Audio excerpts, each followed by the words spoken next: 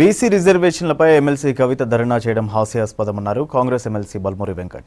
34% రిజర్వేషన్లను 23% తీసుకొచ్చిన ఘనత బీఆర్ఎస్ ప్రభుత్వానికి చెందుతుందన్నారు. బీసీ కార్పొరేషన్లకు నిధులను తగ్గించారని విమర్శించారు. బీసీలను ఓటు బ్యాంకుగా చూసిన బీఆర్ఎస్ పార్టీకి పోరాటం చేసే అర్హత లేదన్నారు. కులగణనతో అన్ని వర్గాలకు న్యాయం చేస్తామన్నారు. 14 బీసీ కార్పొరేషన్లను ఏర్పాటు చేసిన ఘనత కాంగ్రెస్ కు దక్కుతుందన్నారు. అధికారం కోల్పోగానే బీఆర్ఎస్ కు బీసీలు గుర్తొస్తున్నారని మండిపడ్డారు బల్మూరి. కల్వకుంట్ల కవిత గారు బీసీ రిజర్వేషన్ల పైన ధర్నా చేయడం అనేది చాలా హాస్యాస్పదం ఉంది. గత 10 ఏళ్ల మీ పరిపాలనలో బీసీ సోదరులకి ముందుగా మీరు ఏం చేసిరో దానిపైన స్పష్టత ఇవ్వాలి. 34% ఉన్న బీసీ రిజర్వేషన్ లోకల్ బాడీస్లో 23%కి తగ్గించిన ఘనత మీది. బీసీ కార్పొరేషన్స్కి కంప్లీట్గా నిధుల్ని ఆపేసిన ఘనత మీది. మీ ఎన్నికల్లో ముదిరాజ్కి ఒక్క సీటు కూడా కేటాయించని ఘనత మీది.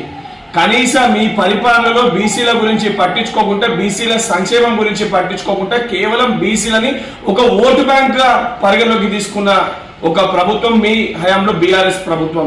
ఈరోజు కాంగ్రెస్ ప్రభుత్వము బీసీల కోసము కులగణన చేపట్టి ఏదైతే జిస్కి ఉత్ని భాగ్యదారి ఉత్ని హిస్సదారి అని రాహుల్ గాంధీ గారు తీసుకున్న ఒక నినాదానికి తెలంగాణనే ముందుకొచ్చి కులగణనని ప్రవేశపెట్టింది కాంగ్రెస్ ప్రభుత్వం.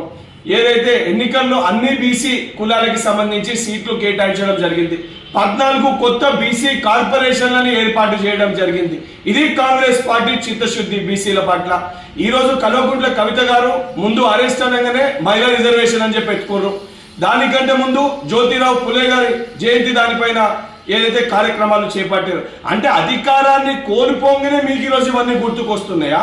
ఏదైతే ధర్నా చౌక్ని గత ప్రభుత్వంలో ధర్నాలు చేయకూడదని చెప్పి ఎత్తేసిన ధర్నా చౌక్లో ఈరోజు ధర్నా చేసే ఒక అర్హత మీకుందా లేదా ముందు పునరాలోచించుకోవాలి కవిత గారు.